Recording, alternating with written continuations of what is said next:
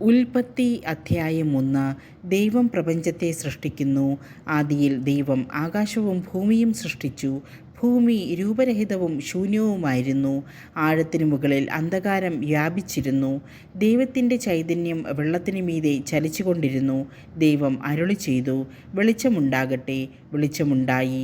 വെളിച്ചം നല്ലതെന്ന് ദൈവം കണ്ടു. അവിടുന്ന് വെളിച്ചത്തെ ഇരുളിൽ നിന്ന് വേർതിരിച്ചു. വെളിച്ചത്തിന് പകലെന്നും ഇരുളിന് രാത്രിയെന്നും പേരിട്ടു. സന്ധ്യയായി. പ്രഭാതമായി. 1-ാം ദിവസം. ദൈവം വീണ്ടും അരുളി ചെയ്തു, ജലമധ്യത്തിൽ ഒരു വിതാനമുണ്ടാകട്ടെ. അത് ജലത്തെ രണ്ടായി തിരിക്കട്ടെ. ദൈവം വിതാനമുണ്ടാക്കുകയും അതിന് താഴെയുള്ള ജലത്തെ മുകളിലുള്ള ജലത്തിൽ നിന്ന് വേർതിരിക്കുകയും ചെയ്തു.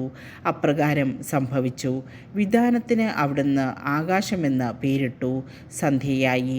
പ്രഭാതമായി. 2-ാം ദിവസം. ദൈവം വീണ്ടും അരുളി ചെയ്തു, ആകാശത്തിന് കീഴിലുള്ള വെള്ളമെല്ലാം ഒരിടത്ത് ഒരുമിച്ച് കൂടട്ടെ. കര പ്രത്യക്ഷപ്പെടട്ടെ. അങ്ങനെ സംഭവിച്ചു. കരയ്ക്ക് ഭൂമിയെന്നും ഒരുമിച്ച് കൂടിയ ജലത്തിന് കടലെന്നും ദൈവം പേരിട്ടു. അത് നല്ലതെന്ന് അവിടുന്ന് കണ്ടു. ദൈവം അരുളി ചെയ്തു, ഭൂമി എല്ലാത്തരം ഹരിതസസ്യങ്ങളും ധാന്യച്ചെടികളും വിത്തുൾക്കൊള്ളുന്ന ഫലങ്ങൾ കായ്ക്കുന്ന വൃക്ഷങ്ങളും മുളപ്പിക്കട്ടെ. അങ്ങനെ സംഭവിച്ചു. ഭൂമി എല്ലാത്തരം ഹരിതസസ്യങ്ങളും ധാന്യച്ചെടികളും വിത്തുള്ള ഫലങ്ങളോട് കൂടിയ വൃക്ഷങ്ങളും മുളപ്പിച്ചു. അവ നല്ലതെന്ന് ദൈവം കണ്ടു. സന്ധ്യയായി. പ്രഭാതമായി. 3-ാം ദിവസം. ദൈവം വീണ്ടും അരുളി ചെയ്തു, രാവും പകലും വേർതിരിക്കാൻ ആകാശവിതാനത്തിൽ പ്രകാശങ്ങൾ ഉണ്ടാകട്ടെ. അവ ഋതുക്കളും ദിനങ്ങളും വർഷങ്ങളും കുറിക്കുന്ന അടയാളങ്ങളായിരിക്കട്ടെ. ഭൂമിയിൽ പ്രകാശം ചൊരിയാൻ വേണ്ടി അവ ആകാശവിതാനത്തിൽ ദീപങ്ങളായി നിൽക്കട്ടെ. അങ്ങനെ സംഭവിച്ചു. ദൈവം 2 മഹാദീപങ്ങൾ സൃഷ്ടിച്ചു. പകലിനെ നയിക്കാൻ വലുത്, രാത്രിയെ നയിക്കാൻ ചെറുത്. നക്ഷത്രങ്ങളെയും അവിടുന്ന് സൃഷ്ടിച്ചു. ഭൂമിയിൽ പ്രകാശം ചൊരിയാനും രാവിനെയും പകലിനെയും നിയന്ത്രിക്കാനും വെളിച്ചത്തെ ഇരുളിൽ നിന്ന് വേർതിരിക്കാനും ദൈവം അവയെ ആകാശവിതാനത്തിൽ സ്ഥാപിച്ചു. അത് നല്ലതെന്ന് ദൈവം കണ്ടു.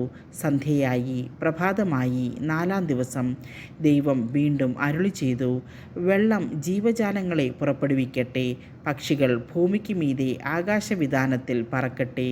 അങ്ങനെ ദൈവം ഭീമാകാരങ്ങളായ ജലജന്തുക്കളെയും കടലിൽ പറ്റം ചേർന്ന് ചരിക്കുന്ന സകലവിധ ജീവികളെയും എല്ലാത്തരം പക്ഷികളെയും സൃഷ്ടിച്ചു.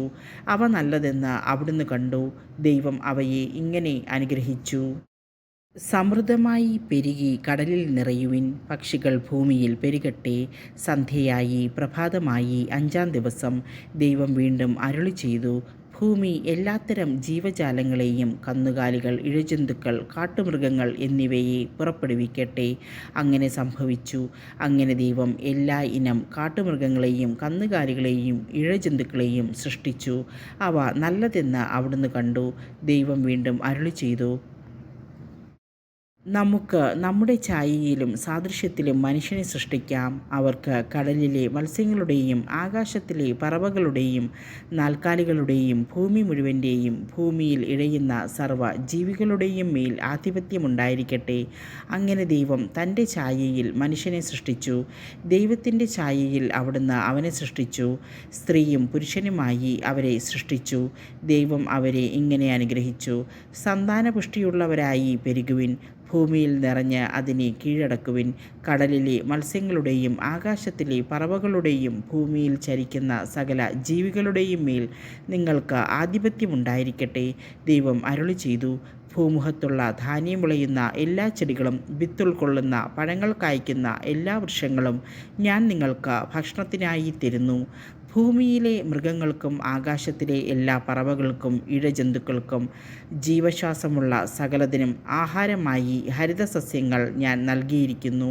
അങ്ങനെ സംഭവിച്ചു. താൻ സൃഷ്ടിച്ചതെല്ലാം വളരെ നന്നായിരിക്കുന്നുവെന്ന് ദൈവം കണ്ടു. സന്ധ്യയായി. പ്രഭാതമായി. 6-ാം ദിവസം.